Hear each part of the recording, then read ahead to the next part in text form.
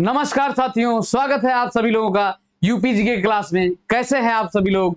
उम्मीद करते हैं आप लोग अच्छे होंगे और पढ़ाई अच्छे से कर रहे होंगे। अगर नहीं भी कर रहे हैं तो शुरू करिए, एग्जाम सर पे है सब एकदम ठीक। और वैकेंसियां आनी शुरू हो गई हैं, धीरे धीरे आएंगी और आप अपना मेहनत लगातार करते रहिए ठीक। तो आइए इसी के साथ शुरू करते हैं। आज का पहला क्वेश्चन है, निम्नलिखित में से कौन सा उत्तर प्रदेश का सबसे पुराना विश्वविद्यालय है? तो ये उत्तर प्रदेश का सबसे पुराना विश्वविद्यालय कौन सा है पूछा जा रहा है। ये विश्वविद्यालय से क्वेश्चन बहुत बनते हैं, इसमें कभी ईयर पूछा जाता है तो कभी इसकी रैंकिंग पूछी जाती है, पहले पे कौन है दूसरे पे कौन है ठीक। तो इस तरह से ये विश्वविद्यालय से प्रश्न बनते रहते हैं। तो सबसे पुराना विश्वविद्यालय कौन सा है साथियों? ये इलाहाबाद केंद्रीय विश्वविद्यालय सबसे पुराना है, जो कि 1887 में बना था। कब बना था? ये 1887 में बना था ठीक। और इनमें से उसके बाद कौन बना था? ये बीएचयू बना था। बीएचयू 1916 में बना था ठीक। और एएमयू जो है, अलीगढ़ मुस्लिम यूनिवर्सिटी, अलीगढ़ विश्वविद्यालय, ये 1920 में बना था ठीक। नेक्स्ट क्वेश्चन है, सरदार वल्लभ भाई पटेल कृषि और तकनीकी विश्वविद्यालय उत्तर प्रदेश के किस स्थान पर अवस्थित है? तो सरदार वल्लभ भाई पटेल कृषि एवं प्रौद्योगिकी विश्वविद्यालय ये कहां पर है, इसकी लोकेशन कहां पर है? तो ये जो है साथियों, ये मेरठ में है। कहां पर है वल्लभ भाई पटेल कृषि विश्वविद्यालय? ये मेरठ में है। और मेरठ को साथियों हम खेल नगरी के नाम से जानते हैं। किस नाम से जानते हैं? खेल नगरी से की नाम से जानते हैं। और इसीलिए यहां पर अपने जो है देश का पहला खेल विश्वविद्यालय बनाया जा रहा है। खेल विश्वविद्यालय बनाया जा रहा है कहां पर? मेरठ में। खेल नगरी मेरठ में विश्वविद्यालय बनाया जा रहा है। इसकी बॉडी पूछी जा सकती है, ये किस अथॉरिटी द्वारा बनाया जा रहा है? तो ये स्पोर्ट अथॉरिटी ऑफ इंडिया द्वारा बनाया जा रहा है, यानी कि साई द्वारा बनाया जा रहा है यह खेल विश्वविद्यालय। और किसके नाम पर बनाया जा रहा है? ये हॉकी के जादूगर मेजर ध्यानचंद के नाम से बनाया जा रहा है। मेजर ध्यानचंद के नाम से यहां पर खेल विश्वविद्यालय बनाया जा रहा है। कहां पर? ये मेरठ में। और यहीं पर कृषि विश्वविद्यालय भी है। किस नाम से? सरदार वल्लभ भाई पटेल के नाम से। और एक कृषि विश्वविद्यालय है जो अपने भारत का पहला कृषि विश्वविद्यालय माना जाता है, ये पंतनगर में है। पंतनगर में है। पंतनगर कहां पर है? ये उत्तराखंड में है। अपने देश का पहला कृषि विश्वविद्यालय, जब उत्तर प्रदेश और उत्तराखंड दोनों मिलकर एक ही राज्य हुआ करते थे तब ये बना था ठीक। तो इसको पूछा जाता है कि पंतनगर या देश का पहला कृषि विश्वविद्यालय कहां पर लोकेटेड है ठीक। नेक्स्ट है, उत्तर प्रदेश उर्दू अकादमी की स्थापना की गई थी। उत्तर प्रदेश उर्दू अकादमी की स्थापना कब की गई थी? किस ईयर में की गई थी साथियों? तो ये जो है 1972 में की गई थी उत्तर प्रदेश उर्दू अकादमी की स्थापना। और इससे उर्दू से एक क्वेश्चन और बनता है कि उत्तर प्रदेश की द्वितीय राजभाषा जो है उसको कब स्वीकारा गया था? तो उत्तर प्रदेश की द्वितीय राजभाषा जो उर्दू है, उर्दू, इसको जो है साथियों 1989 में हम लोग इसको स्वीकार थे ठीक, द्वितीय राजभाषा के रूप में। तो ये भी बार बार पूछा जाता है कि कब स्वीकारा गया था? तो 1989 में स्वीकारा गया था। नेक्स्ट है, इनमें से कौन सा उत्तर प्रदेश में विश्वविद्यालय नहीं है? तो इनमें से ये विश्वविद्यालय जो 4 दिए गए हैं, इनमें से कौन सा उत्तर प्रदेश में नहीं है? कौन सा उत्तर प्रदेश में नहीं लोकेटेड है? तो ये बुंदेलखंड विश्वविद्यालय, चौधरी चरण सिंह और गौतम बुद्ध विश्वविद्यालय, ये तीनों जो हैं अपने यूपी के हैं। लेकिन ये बरकतुल्लाह विश्वविद्यालय जो है साथियों, ये एमपी में है। और एमपी के कहां पर स्थित है? इसका लोकेशन क्या है? ये भोपाल में स्थित है ठीक। ये बरकतुल्लाह विश्वविद्यालय कहां पर है? भोपाल में है। अगला प्रश्न है, कानपुर में स्थित कृषि और प्रौद्योगिकी विश्वविद्यालय का नाम किस स्वतंत्रता सेनानी के नाम पर रखा गया? देखिए, आज हम विश्वविद्यालय से कुछ क्वेश्चन लिए हैं जो मोस्ट एक्सपेक्टेड और मोस्ट इंपॉर्टेंट है, जो बार बार किसी ना किसी परीक्षा में पूछे गए हैं ठीक। तो इन सभी यूनिवर्सिटी जो जितने कृषि विश्वविद्यालय हैं, जो भी विश्वविद्यालय, इनकी रैंकिंग, इनका ईयर जो भी है, सब आप ध्यान से इसको देखेंगे ठीक। तो कानपुर में किस स्वतंत्रता संग्राम सेनानी के नाम पर विश्वविद्यालय बना है? तो ये चंद्रशेखर आजाद के नाम से चंद्रशेखर आजाद कृषि एवं प्रौद्योगिकी विश्वविद्यालय बनाया गया है। कहां पर? ये कानपुर में। नेक्स्ट है, कानपुर में 1966 में स्थापित किस विश्वविद्यालय का नाम एक मराठा राजा के नाम पर रखा गया? यह भी एक विश्वविद्यालय से प्रश्न है। ये ईयर पूछा गया 1966 में या 1966 में ये स्थापित विश्वविद्यालय किस मराठा शासक के नाम पर रखा गया था। मराठा ये राजा थे, तो ये जो है साथियों छत्रपति साहू जी महाराज विश्वविद्यालय। ठीक, कौन सा है ये छत्रपति साहू जी महाराज विश्वविद्यालय। अगला प्रश्न है साथियों, काशी विद्यापीठ वाराणसी की स्थापना किसने की थी। तो ये काशी विद्यापीठ है, तो कभी कभी ये लोकेशन नहीं दिया रहता है प्रश्न में कि वाराणसी में है, कहां पर है, तो काशी से आप लिंक करके इसको जानेंगे। काशी विद्यापीठ है तो कहां पर है, ये वाराणसी में है। ठीक, तो इसकी स्थापना किसने की थी साथियों, तो काशी विद्यापीठ की स्थापना ये राजा शिव प्रसाद गुप्ता जी ने की थी। किसने किया था, काशी शिव प्रसाद गुप्ता जी ने। नेक्स्ट क्वेश्चन है, doctor Ambedkar institute of technology for handicapped अवस्थित है। तो doctor Ambedkar institute of technology handicapped यानी कि जो ये कटे पिटे विकलांग लोग होते हैं, इनके लिए जो है ये कहां पर खोला गया है, तो ये जो है साथियों कानपुर में खोला गया है। कहां पर खोला गया है, कानपुर में। और कानपुर को साथियों उत्तर भारत का मानचेस्टर कहते हैं। उत्तर भारत का मानचेस्टर कहते हैं, भारत का मानचेस्टर कहते हैं उत्तर प्रदेश इसको, कानपुर को। और यहीं पर Indian institute of pulse research है, IIPR, और यहीं पर है साथियों NSI, नेशनल शुगर इंस्टीट्यूट। ठीक, अगला प्रश्न है, उत्तर प्रदेश के किस विश्वविद्यालय को पूर्व का ऑक्सफोर्ड नाम से जाना जाता है। ये पूर्व का ऑक्सफोर्ड था, इस नाम से किस विद्यालय को पहले जाना जाता था, तो ये इलाहाबाद विश्वविद्यालय जो है मित्रों, इसे जो है पूर्व का ऑक्सफोर्ड की संज्ञा दी जाती थी। किसे, इलाहाबाद विश्वविद्यालय को। ठीक, और BHU जो है साथियों ये जो है बनारस हिंदू यूनिवर्सिटी, ये बनारस में स्थित है जो, और इसकी स्थापना वर्ष पूछा जाता तो ये 1916 में स्थापित किया गया था। और एक इससे महत्वपूर्ण बात है कि ये जो है एशिया का सबसे बड़ा आवासीय विश्वविद्यालय है। आवासीय विश्वविद्यालय है, कहां का, ये एशिया का सबसे बड़ा। ठीक, तो इस बात को आप ध्यान में रखेंगे। अगला प्रश्न है, केंद्रीय तिब्बती अध्ययन विश्वविद्यालय सारनाथ वाराणसी किस वर्ष में स्थापित किया गया था। तो ये केंद्रीय तिब्बती अध्ययन विश्वविद्यालय है, यानी कि तिब्बती भाषा के लिए विश्वविद्यालय है। तो ये जो है साथियों इसकी लोकेशन पूछी जाती है। ये दो प्रकार के इससे प्रश्न बनते हैं, एक तो लोकेशन और दूसरा इसका इस्टेब्लिशमेंट ईयर पूछा जाता है कि कब ये स्थापित किया गया था। तो ये जो है साथियों 1967 में स्थापित किया गया था। कहां पर, ये बनारस के सारनाथ में स्थापित किया गया था।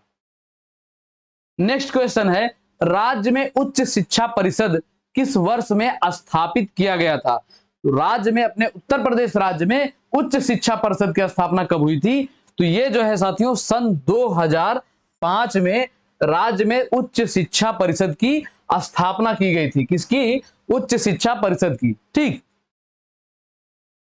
अगला प्रश्न है, वर्ष 2023 के गणतंत्र दिवस पर द्वितीय पुरस्कार प्राप्त हुआ। तो गणतंत्र दिवस जो उसपे आयोजित किया जाता है गणतंत्र दिवस में, तो इसमें जो है विभिन्न राज्यों के कुछ ना कुछ झांकियां लगाई जाती हैं और अपने सेना द्वारा कुछ नट करतब किए जाते हैं।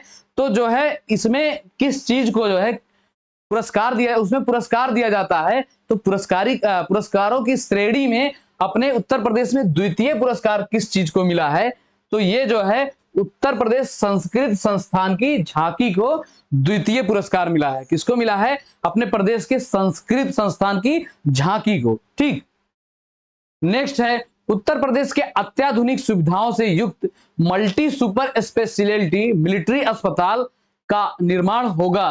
तो ये अभी निर्माणाधीन है, या जो है इसके लिए बजट पास किया गया है। ये अपने किस किस जिले में उत्तर प्रदेश के ये अत्याधुनिक सुविधाओं से, यानी कि जितने भी अब टेक्नोलॉजी है, मॉडर्न टेक्नोलॉजी, वो सभी इसका नाम क्या दिया गया है, सुपर स्पेशलिटी मिलिट्री अस्पताल। ये खास करके मिलिट्री अस्पताल है, तो इसको आप ध्यान में रखेंगे कि ये अपनी सेना के लिए अस्पताल खोला जा रहा है। कहां पर खोला जा रहा है, तो ये मेरठ और लखनऊ दोनों जिलों में खोले जा रहे हैं। ठीक, नेक्स्ट है, उत्तर प्रदेश में मनरेगा के कार्यों में पारदर्शिता लाने हेतु national mobile monitoring system app के माध्यम से 100% हाजिरी लगाने की व्यवस्था कौन सा विभाग करता है? तो ये जो है मनरेगा में जो कार्य करते हैं श्रमिक, ये इनकी जो है हाजिरी में कुछ गड़बड़ी होता था। गड़बड़ी कैसे होता था कि भैया कहीं पे घूम रहे हैं और अपना प्रधान जी से उनका सेटिंग है कि आधा वो ले लेंगे और आधा प्रधान जी ले लेंगे, तो अपना घूम टहल के घूम रहे हैं, काम तो कर नहीं रहे हैं और इधर मनरेगा में उनकी अटेंडेंस भी लगी जा रही है। तो इस चीजों को ट्रांसपेरेंट करने के लिए कि ऐसा धोखाधड़ी ना हो और जिसको जरूरत है, जरूरतमंद को काम मिले, वो काम पाए और अपने जो है अपना हक का रोजगार कमाए, तो उसके लिए जो है ये किस विभाग द्वारा एक शुरू किया गया है कि ऐसा कार्य ना हो, तो ये ग्राम विकास विभाग द्वारा शुरू किया गया है कि इनकी ये मोबाइल मॉनिटरिंग होगी। मोबाइल से ही ऐप के माध्यम से सिस्टम होगा कि जो है इनकी हाजिरी में कुछ गड़बड़ी ना हो। तो ये विभाग जरूरी है, ये पूछा जाता है ग्राम विकास विभाग, ठीक। और जब भी ये पूछा जाएगा तो इसमें पंचायती राज विभाग जरूर दिया रहेगा, तो इससे सतर्क रहिएगा, ये उत्तर नहीं है। अगला है, उत्तर प्रदेश के किस जिले में वेद विज्ञान केंद्र बनाए जाने का प्रस्ताव किया गया है? तो वेद विज्ञान केंद्र का जो है केंद्र बनाए जाने का प्रस्ताव किस जिले में किया गया है? तो ये सीतापुर जिले में किया गया है। किस जिले में? सीतापुर जिले में। जिस प्रकार अयोध्या और मथुरा को सजाया जा रहा है, वाराणसी को एक धर्म नगरी के रूप में निखारा जा रहा है, इसमें कुछ ना कुछ किया जा रहा है धर्म के रूप में, तो वैसे यहाँ सीतापुर में भी योजना बनाई गई है कि यहाँ पर वेद विज्ञान केंद्र बनाए जाएंगे, यानी कि वेदों का केंद्र होगा, वेद विज्ञान केंद्र, यहाँ पर शिक्षा दीक्षा की व्यवस्था कुछ की जाएगी। और यही सीतापुर के नैमिषारण्य एक जगह है, नैमिषारण्य, नैमिषारण्य, यहाँ पर जो है 1008 ऋषियों मुनियों द्वारा महाभारत कथा का वाचन किया गया। कहां पर? यही सीतापुर के नैमिषारण्य में, ठीक। और सीतापुर का जो ओडीओपी है साथियों, ये है मूज उत्पाद। कौन सा है? ये है मूज उत्पाद, ठीक। और यहीं पर जो है एसटी पॉपुलेशन अपने उत्तर प्रदेश में सर्वाधिक है। उत्तर प्रदेश में एसटी नहीं, यहाँ एससी है। एसटी तो सोनभद्र में है, एससी यानी कि शेड्यूल कास्ट अनुसूचित जाति जो है सीतापुर में सर्वाधिक है, ठीक। अगला है, मोतीलाल नेहरू बाल संग्रहालय उत्तर प्रदेश के किस जनपद में स्थित है? मोतीलाल नेहरू बाल संग्रहालय जो है ये साथियों अपने उत्तर प्रदेश की राजधानी लखनऊ में स्थित है। क्या? मोतीलाल नेहरू बाल संग्रहालय, ठीक। और प्रयागराज में साथियों यहां पर निराला आर्ट गैलरी, निराला आर्ट गैलरी है, निराला आर्ट गैलरी। और इसी प्रयागराज को ही साथियों, जिस प्रकार वाराणसी में क्रूज सेवाएं और अंतरराष्ट्रीय जो है जो यहाँ पर ट्रांसपोर्टेशन किया जाता है या अंतरराष्ट्रीय जलमार्गों द्वारा रास्ता जो बनाया जाया जाता है, उसी तर्ज पर यहाँ पर अभी क्रूज सेवा यहाँ पर भी शुरू करने की योजना बनाई जा रही है। कहां पर? ये प्रयागराज में, ठीक। नेक्स्ट है, उत्तर प्रदेश का प्राकृतिक विभाजन निम्न में से किसके आधार पर किया गया? तो ये उत्तर प्रदेश का प्राकृतिक विभाजन किस आधार पर किया गया है? तो ये गंगा का मैदान, भाभर तराई, दक्षिण का पर्वत एवं पठार, तो ये तीनों आधार पर उत्तर प्रदेश का प्राकृतिक विभाजन किया गया है, ठीक। अगला प्रश्न है, उत्तर प्रदेश के एक जिला एक उत्पाद का ब्रांड एम्बेसडर किसको चुना गया है? तो ये ओडीओपी से प्रश्न है साथियों। तो ओडीओपी का ब्रांड एम्बेसडर किसे चुना गया अपने उत्तर प्रदेश में? तो ये जो है कंगना रनौत को चुना गया है उत्तर प्रदेश में ओडीओपी का ब्रांड एम्बेसडर, ठीक। तो ओडीओपी से आया है, तो ओडीओपी से जितने भी क्वेश्चन हैं आइए उसको हम आपको बताते हैं। ओडीओपी जो है साथियों ये 24 जनवरी 2018 से ये शुरू किया गया, ठीक। क्यों शुरू किया गया 24 जनवरी को? ये एक खास दिन है 24 जनवरी। इस दिन जो है हम उत्तर प्रदेश की स्थापना दिवस मनाते हैं। कब मनाते हैं? स्थापना दिवस 24 जनवरी को, ठीक। तो इसी दिन 24 जनवरी 2018 को ओडीओपी व्यवस्था की शुरुआत की गई थी, ठीक। और इसके जो ब्रांड एम्बेसडर एक चुना गया, किसे चुना गया? ये कंगना रनौत को चुना गया। अगला प्रश्न है, राष्ट्रीय जलीय जीव घोषित गंगा डॉल्फिन उत्तर प्रदेश के किस जनपद में पाई जाती है? तो ये राष्ट्रीय जलीय जीव घोषित किया गया है, किसे? गंगा डॉल्फिन को घोषित किया गया है। तो ये जो है अपने उत्तर प्रदेश के किस किस जिलों में इनकी पर्याप्तता है? तो ये जो है मिर्जापुर और सोनभद्र दोनों जगहों पर ये पाई जाती है, ठीक। और ये सोनभद्र जो है साथियों, ये सर्वाधिक नम भूमि वाला जिला है, सर्वाधिक नम भूमि वाला जिला है सोनभद्र। ठीक, और यहीं से जो है सोना, यहाँ सोना भी मिलता है, सोनभद्र में सोना भी मिलता है, और क्या मिलता है, कोयला भी मिलता है, दोनों भाई मिलते हैं, सोना और कोयला। ठीक, और जो है सोनभद्र में ही साथियों एसटी पॉपुलेशन सर्वाधिक है, अपने उत्तर प्रदेश में सबसे ज्यादा अनुसूचित जनजातियों की संख्या सोनभद्र में सबसे ज्यादा है। और सोनभद्र में साथियों एक अभियान शुरू किया गया है, कौन सा अभियान है, मेरी प्लास्टिक मेरी जिम्मेदारी, मेरी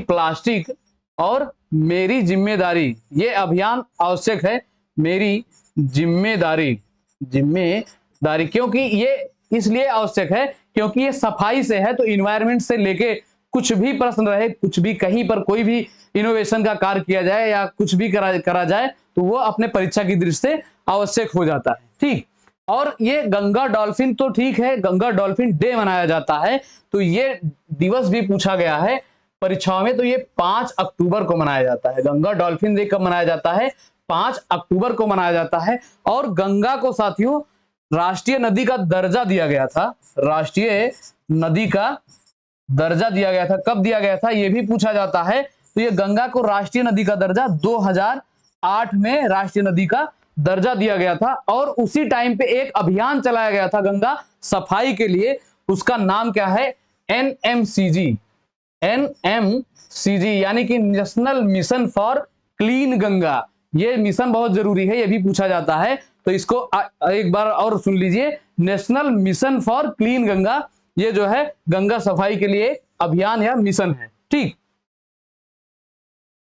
अगला प्रश्न है, गंगा यमुना मैदान में कहीं कहीं लौड़िये या क्षारीय मृदाएं मिलती हैं, जिन्हें सामान्य भाषा में क्या कहा जाता है। तो साफ साफ आपको ये क्षारीय और लौड़िये मृदा का अन्य नाम पूछा जा रहा है कि इन्हें अन्य नाम से हम किस प्रकार जानते हैं, इनके और किस नाम से परिभाषित करते हैं। तो लौड़िये क्षारीय मृदा को साथियों ये ऊसर, बंजर, कल्लर और रेह, ठीक, इतने नामों से इसे जाना जाता है। लौड़िये और क्षारीय मृदा को कौन कौन से नाम से, ऊसर, बंजर, कल्लर और रेह। ठीक, ये बहुरूपिया है, तो ये किसी रूप से भी अपना प्रश्न बनाकर आपके सामने आ सकता है। ठीक, तो इसमें ई जो है सही है इन सभी नामों से। नेक्स्ट क्वेश्चन है, फर्रुखाबाद में गंगा के किनारे मुगल घाट का निर्माण किसने कराया था। तो ये भी प्रश्न कई बार पूछा गया है कि फर्रुखाबाद में गंगा नदी है जो, उसके किनारे मुगल घाट का निर्माण किसने किया था। तो एक बात तो स्पष्ट है, कोई मुगल ही कराया होगा मुगल घाट का निर्माण। ठीक, तो इसमें से कौन है, तो ये औरंगजेब जो है साथियों, ये जो है फर्रुखाबाद में गंगा नदी के किनारे ये मुगल घाट का निर्माण कराया था। ठीक, अगला है, उत्तर प्रदेश में आम निर्यातक जोन कौन कौन से हैं। तो उत्तर प्रदेश में आम निर्यातक जोन कौन से हैं, ये सहारनपुर और लखनऊ दो आम निर्यातक जोन हैं। ठीक, और लखनऊ में आम का निर्यात किया जाता है नवाब ब्रांड से, और लखनऊ में यहां पर काकोरी ट्रेन एक्शन हुआ था, काकोरी ट्रेन कांड हुआ था, तो अब जो है आम का निर्यात काकोरी ब्रांड से भी किया जा रहा है, काकोरी ब्रांड से किया जा रहा है। ठीक, और सहारनपुर से आम की वैरायटी जो है, इसकी प्रजाति जो है, ये है सफेदा। कौन सी है साथियों, सफेदा व चौसा। ठीक, और आम की कुछ प्रजाति आपको हम बताते हैं। एक आम की प्रजाति है रटोल, कौन सी है, रटोल आम की प्रजाति है। तो ये रटोल जो है साथियों, ये 2 जिलों से पाई जाती है, एक तो मेरठ, पहला कौन सा है मेरठ, और दूसरा ये बागपत जिले से पाई जाती है आम की वैरायटी रटोल।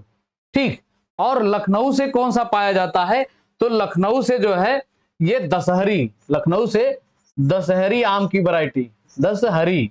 ठीक, और आम की प्रजाति बनारस से कौन सी पाई जाती है, तो बनारस की जो है, बनारस से आम की प्रजाति है लंगड़ा। ठीक, और इस लंगड़े को जो है, लंगड़े को जीआई टैग भी मिल चुका है। ठीक, इस लंगड़े को जीआई टैग मिल चुका है, बनारस के लंगड़े आम को। और बनारस के कुछ प्रोडक्ट हैं, जो कौन सा है, बनारसी पान, बनारसी पान को भी जीआई टैग मिल गया है।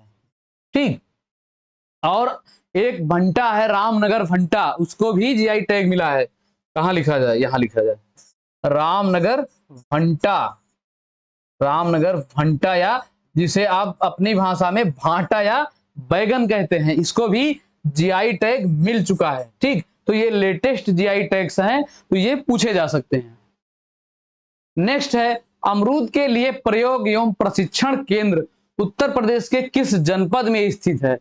उत्तर प्रदेश में अमरूद के लिए ये प्रयोग और प्रशिक्षण इनका दोनों किया जाता है, और इसका सेंटर है, केंद्र है, तो ये जो है साथियों इलाहाबाद प्रयागराज में इसका किसके लिए, अमरूद के लिए प्रशिक्षण एवं प्रयोग का केंद्र है। ठीक, तो यहां से अमरूद की वैरायटी एक है लखनऊ से, लखनऊ 49 या लखनऊ 49 एक अमरूद की वैरायटी, बहुत प्रसिद्ध वैरायटी है, लगभग कभी ना कभी ये परीक्षाओं में टपक ही पड़ता है।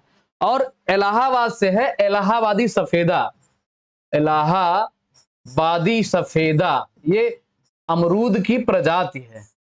ठीक, ये दो प्रजातियां जो हैं साथियों, ये बहुत ज्यादा ही पूछी जाती हैं, लखनऊ 49 और इलाहाबादी सफेदा। ठीक, तो इसको आप दोनों को ध्यान में रखिएगा। ठीक, और प्रयागराज से ओडीओपी है मूज उत्पाद, मूज उत्पाद, और इस प्रयागराज के मूज उत्पाद को, प्रयागराज में एक जगह है नैनी।